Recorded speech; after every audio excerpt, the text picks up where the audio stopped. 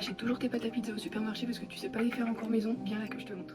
Dans un premier temps, tu prends un grand verre et dans ce verre là, tu viens y mettre 125 ml d'eau, 12,5 centilitres si tu préfères.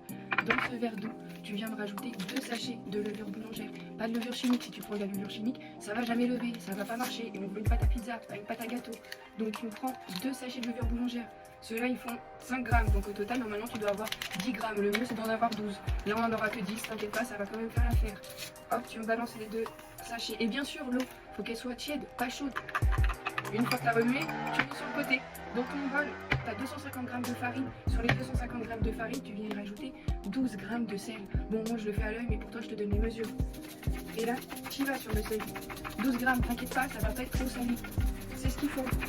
Sinon, après, la pâte à pizza, elle est fade. Et c'est pas bon. Une fois que tu as rajouté ton sel à ça, tu viens rajouter ton huile d'olive, que j'ai oublié. L'huile d'olive. Ah oui, aussi, avant d'avoir mis l'huile d'olive, tu mélanges ton sel et ta farine, histoire que ce soit bien homogène. Et après à ça, tu viens me rajouter ton huile d'olive. Là, on a 25 ml, ce qui fait 2,5 centilitres si tu préfères. Et hop. Et surtout, on racle bien les bords. Non, parce que l'huile d'olive, c'est génial. Alors, on n'en perd pas une miette. On met tout. On bazarde.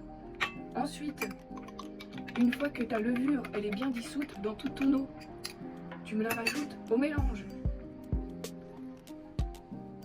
Et là, tu prends tes 2 plus belles mains et tu viens mélanger tout ça.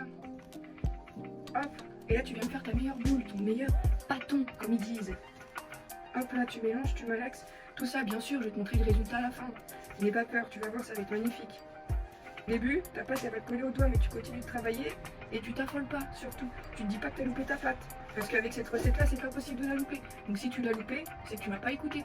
Une fois que tu as ta pâte dans un état à peu près correct, on récupère toute la farine et tu me la mets sur la planche. Et là, tu viens la travailler, la pâte. T'enlèves ce que tu as entre les doigts aussi. Ensuite, tu continues de bien la travailler jusqu'à ce que tu sentes qu'elle soit élastique, ok? Faut pas qu'elle soit dure, ta pâte. Ni si c'est un peu long, hein. Mais c'est meilleur que la pâte que tu vas acheter 3 € ou 2 € au supermarché. Là, c'est quand même moins cher, hein.